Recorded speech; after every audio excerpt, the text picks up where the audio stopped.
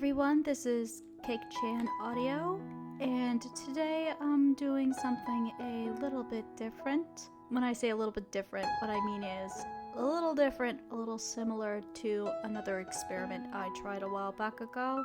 I can't remember when this was, time is such a blur to me. A while back ago, I was reciting or reading Shakespeare sonnets. I want to get back to that eventually, but I just don't have the time right now. However, I did borrow a couple of Beatrix Potter's short stories recently. If you don't know who Beatrix Potter is, you do, or you will, remember the stories of Peter Rabbit, because when you're a kid, that's probably one of the stories that you were told when you were younger, especially for me. I've been on a Beatrix Potter kick recently.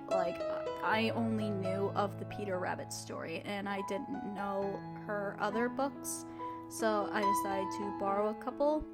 So as I was reading, I thought to myself, this would kind of be a perfect idea on ASMR material. So for today's audio, first going to read the Appley Dapply's nursery rhymes, because that's pretty short.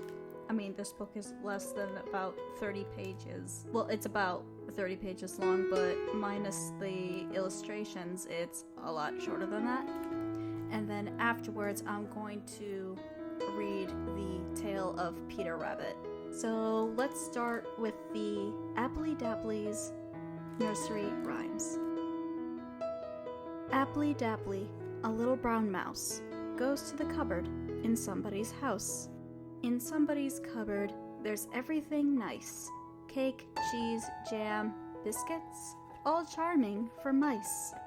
Appley Dapply has little sharp eyes, and Appley Dapply is so fond of pies. Now who is this knocking at Cottontail's door? Tap tippet, tap tippet. She's heard it before.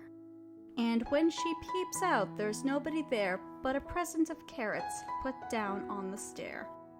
Hark, I hear it again. Tap, tap, tap it. Tap, tap, tap it. Why, I really believe it's a little black rabbit. Old Mr. Pricklepin has never a cushion to stick his pins in. His nose is black and his beard is gray, and he lives in an ash stump over the way.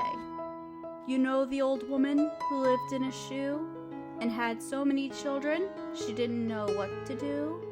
I think if she lived in a little shoe house, that little old woman was surely a mouse.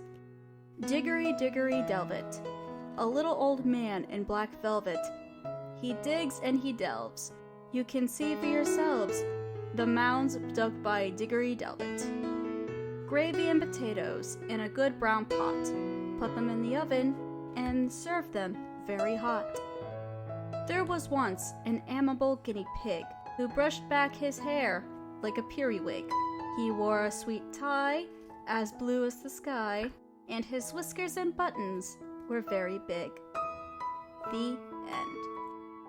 And here at last, the next and last story we're gonna read, The Tale of Peter Rabbit by Beatrix Potter.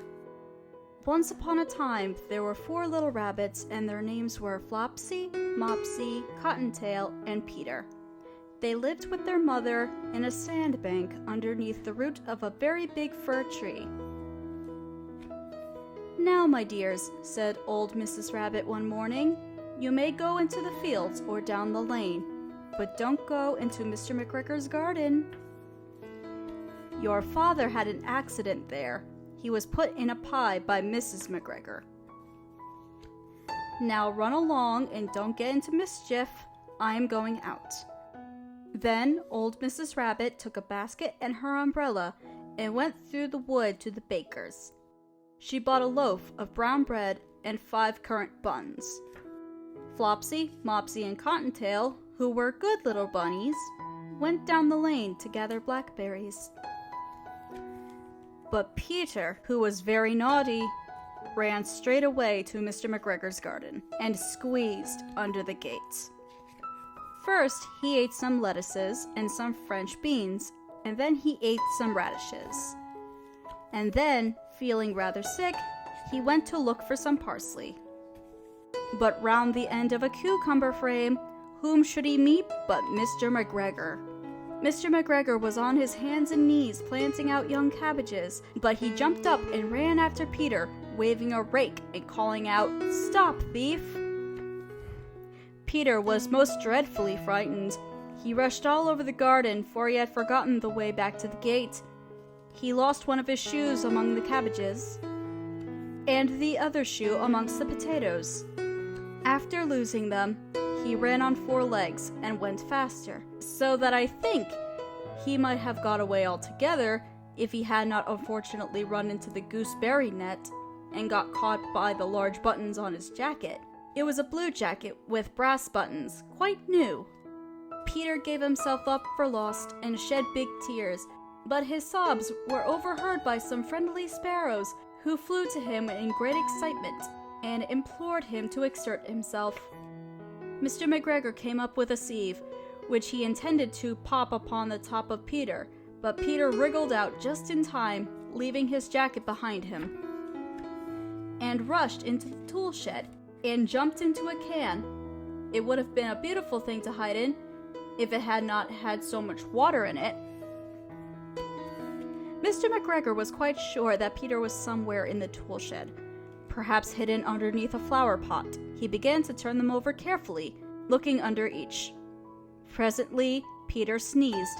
Kerchoo! Mr. McGregor was after him in no time, and tried to put his foot upon Peter, who jumped out of a window, upsetting 3 plants. The window was too small for Mr. McGregor, and he was tired of running after Peter. He went back to his work. Peter sat down to rest. He was out of breath and trembling with fright, and he had not the least idea which way to go. Also, he was very damp with sitting in that can.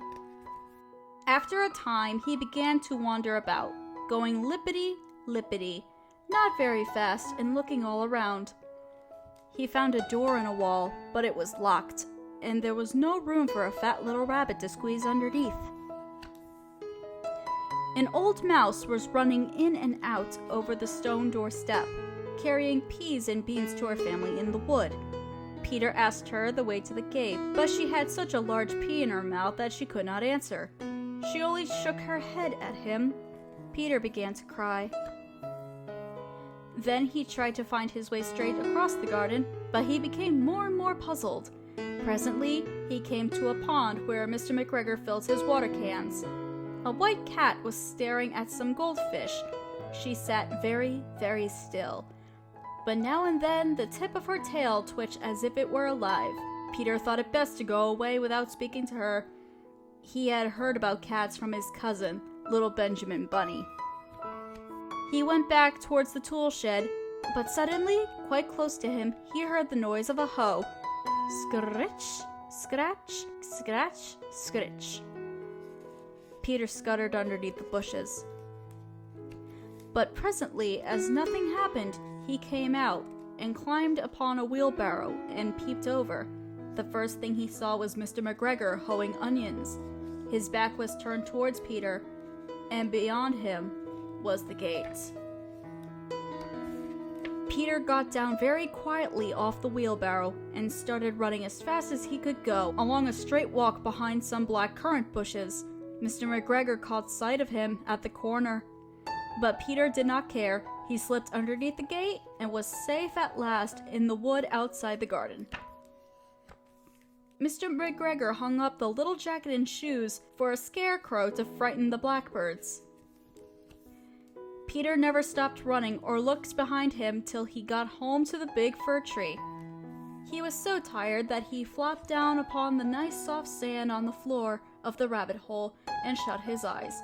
His mother was busy cooking. She wondered what he had done with his little clothes.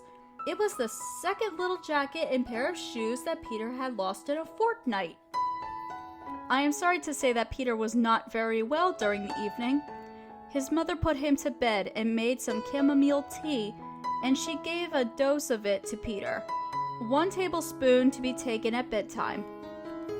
But Flopsy, Mopsy, and Cottontail had bread and milk and blackberries for supper. The end.